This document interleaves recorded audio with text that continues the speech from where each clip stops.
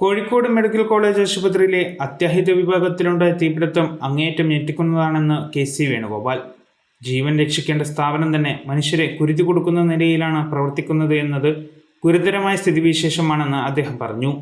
നിഷ്പക്ഷവും നീതിപൂർവവുമായ അന്വേഷണമാണ് വേണ്ടതെന്നും അതിന് സർക്കാർ ഇതര ഏജൻസി വേണമെങ്കിൽ അങ്ങനെ തന്നെ വേണമെന്നും വകുപ്പിന്റെയും സർക്കാരിന്റെ വീഴ്ച മറച്ചുവെച്ചുകൊണ്ടുള്ള റിപ്പോർട്ട് സൃഷ്ടിക്കാനാണ് തീരുമാനമെങ്കിൽ കയ്യും കെട്ടി ഇരിക്കില്ലെന്നും അദ്ദേഹം പറഞ്ഞു. കോഴിക്കോട് മെഡിക്കൽ കോളേജ് ആശുപത്രിയിലെ അത്യാഹിത വിഭാഗത്തിലുണ്ടായ തീപിടുത്തം അങ്ങേയറ്റം ഞെട്ടിക്കുന്നതാണ്.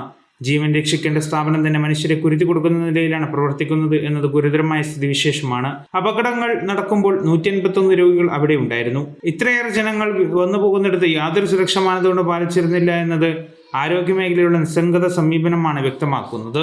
നിഷ്പക്ഷവും നീതിപൂർവവുമായ അന്വേഷണമാണ് വേണ്ടത്. അതിന് സർക്കാർ ഇതര ഏജൻസി വേണമെങ്കിൽ അങ്ങനെ തന്നെ വേണം. വകുപ്പിന്റെയും സർക്കാരിന്റെയും വീഴ്ച മറച്ചുവെച്ചുകൊണ്ടുള്ള റിപ്പോർട്ട് സൃഷ്ടിക്കാനാണ് തീരുമാനമെങ്കിൽ കയ്യും കെട്ടി ഇരിക്കില്ല. അടിയന്തര സ്വഭാവത്തോടെ സർക്കാർ ഇക്കാര്യത്തിൽ വ്യക്തത വരുത്തി പരിക്കേറ്റവരുടെ ചികിത്സാ ചെലവുകൾ ഏറ്റെടുക്കണം. അതൊരു മിനിമം മര്യാദയും ഉത്തരവാദിത്വവുമാണെന്ന് സർക്കാരിനെ ഓർമ്മിപ്പിക്കുന്നു KC വേണുഗോപാൽ ഫേസ്ബുക്കിൽ കുറിച്ചു. അതേസമയം സംഭവത്തിന്റെ പശ്ചാത്തലത്തിൽ പോലീസ് അന്വേഷണം ആരംഭിച്ചിട്ടുണ്ടെന്നും CCTV ദൃശ്യങ്ങൾ ഉൾപ്പെടെ പരിശോധിക്കും. UPS റൂമിലുള്ള പ്രവേശനങ്ങളും പരിശോധിക്കുമെന്നും ഫോറൻസിക് വിഭാഗത്തിന്റെ പരിശോധന തുടരുകയാണെന്നും മന്ത്രി വീണ ജോർജ് പറഞ്ഞു.